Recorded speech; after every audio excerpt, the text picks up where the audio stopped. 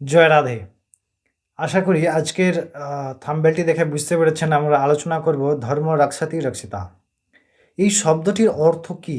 ধর্মকে রক্ষা করা প্রয়োজন, অর্থাৎ ধর্ম কি এতটাই দুর্বল যে ধর্মকে রক্ষা করা প্রয়োজন এবং ধর্মকে রক্ষা করলে সেই ধর্ম আমাকে রক্ষা করবে? না, বস্তুত এই শব্দটি প্রচণ্ড বিশেষ গুরুত্বপূর্ণ। এই যে শব্দটি বলা হয়েছে ধর্ম রক্ষাতি রক্ষিতাহা, অর্থাৎ ধর্মের রক্ষা শব্দের পালন। আমরা যদি ধর্ম পালন করি, ধর্ম মানে কোনো গোঁড়ামি অন্ধবিশ্বাস নয়। আমাদের প্রত্যেকের ধর্ম আছে।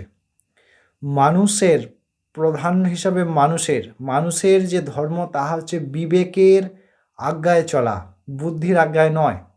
এই বিবেক এবং বুদ্ধি দুইটি আলাদা। বিবেক আমাদেরকে সৎ অসতের বিচার করতে সক্ষমতা প্রদান করে। বুদ্ধি কেবল আমার ভালো অথবা মন্দ এইটি বিচার করতে সক্ষমতা প্রদান করে। অর্থাৎ বুদ্ধির বিচারে যাহা করি তা অধর্ম হতে পারে, কিন্তু বিবেকের বিচারে যা করব তাহা কোনোদিনই অধর্ম হয় না। আমি উদাহরণ দিয়ে বললে আপনারা আরও এই বিষয়টিকে বুঝতে পারবেন। ধরে নিলাম আমাদের ভারতীয় যে আইন, ভারতীয় ন্যায় সংহিতা বিএনএস, সেই ভারতীয় ন্যায় সংহিতায় যে আইনগুলি প্রণয়ন করা আছে সেটিও পালন করা আমাদের ধর্ম। অর্থাৎ সেই ধর্মের যদি রক্ষা করি বা পালন করি তাহলে ওই সংহিতা আমাকে প্রোটেক্ট করার জন্যে পুলিশ প্রশাসন সবাই মিলে আমায় রক্ষা করতে পারে।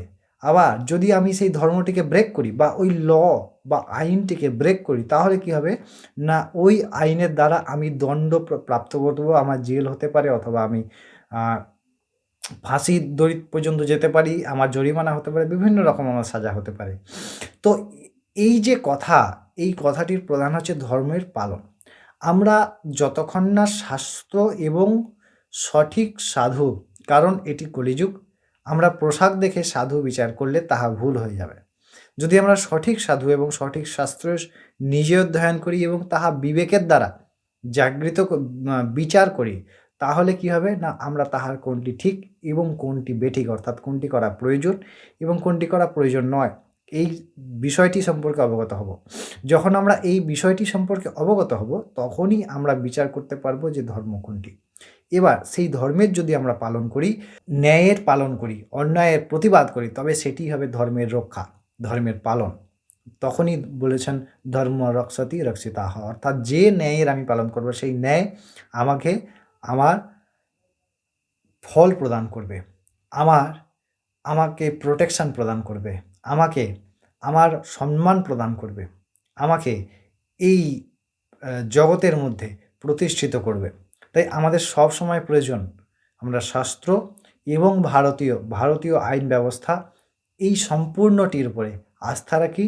আমরা প্রত্যেকে সেই ভগবানের অংশ, তাই আমাদের প্রয়োজন দুটি, যেমন দুধ সৃষ্টি করেছেন ভগবান তেমন মদও সৃষ্টি করেছেন, তবে দুটির বিভাজন করেছেন, দুটি দুইভাবে বর্ণনাও করেছেন।